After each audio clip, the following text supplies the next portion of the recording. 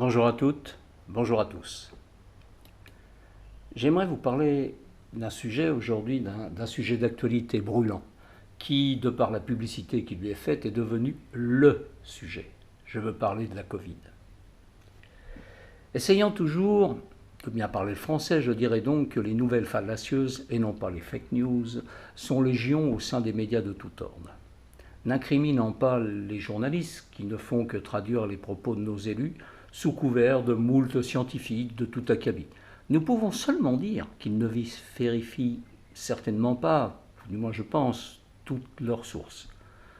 Aujourd'hui, d'après le gouvernement, si vous ne vous soumettez pas à la dose de rappel, celle-ci s'appelle troisième dose, mais c'est certainement pour attendre la quatrième, voire plus, comme présumé. Vous n'aurez plus le bénéfice du pass sanitaire qui devrait devenir à brève échéance pass vaccinal. Changement de nom, changement de méthode. J'espère que cette vidéo sera toujours en ligne dans quelques temps, c'est pourquoi je précise que nous sommes le 20 décembre 2021.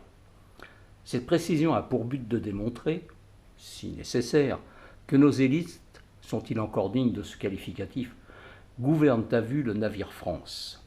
Le ministre de la Santé, M. Olivier Véran, avait déclaré le 26 août de cette année, c'est-à-dire il y a, tout juste 4 mois, qu'il n'y aurait pas d'impact pour les personnes ne recevant pas leur rappel. Ils garderont le bénéfice de leur passe. Cela ne s'invente pas. Il existe, j'ai trouvé, tout du moins dans la région d'Annecy, une boutique en ligne d'instruments avant sous le nom de Véran Instruments avant. J'ignore si notre ministre de la Santé a un lien de parenté, mais ses propos peuvent nous le laisser penser. En clair, c'est une girouette qui va où le vent le souffle. Si mes propos vous paraissent amers, je peux vous en donner l'explication. Après avoir demandé au préfet de la Réunion, pour, en fin de compte, quelle raison il existait une différence de traitement entre les vaccinés et les non-vaccinés, hormis ce que je pensais de la discrimination, pour accéder à son département, ce dernier m'a répondu, et je l'en remercie vivement, car c'est le seul qui s'en est donné la peine, qu'il ne faisait qu'appliquer les directives gouvernementales. Fort de cette réponse, j'ai donc écrit au ministre de l'Intérieur, qui, dans ses attributions, est en charge des préfectures.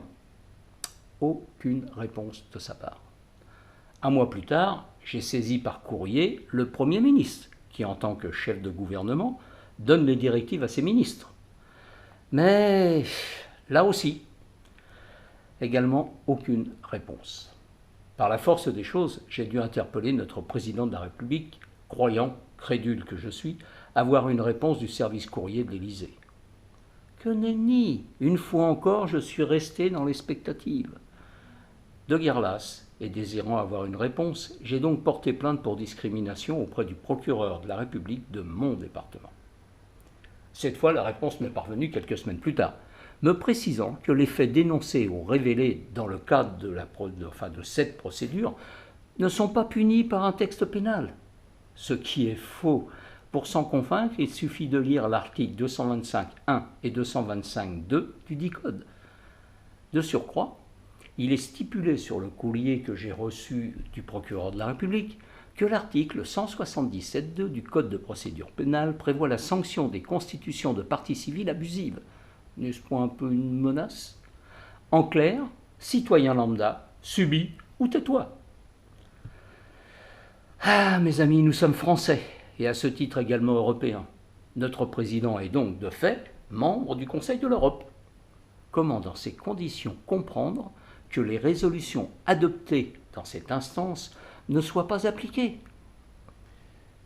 Le 28 janvier de cette année, cette instance adoptait la résolution 2361, dont voici 2 des articles.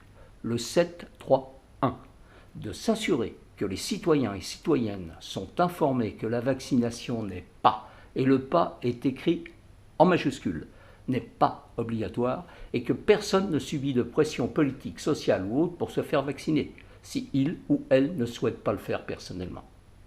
Le 7.3.2, de veiller à ce que personne ne soit victime de discrimination pour ne pas avoir été vacciné, en raison des risques potentiels pour la santé, ou pour ne pas vouloir se faire vacciner.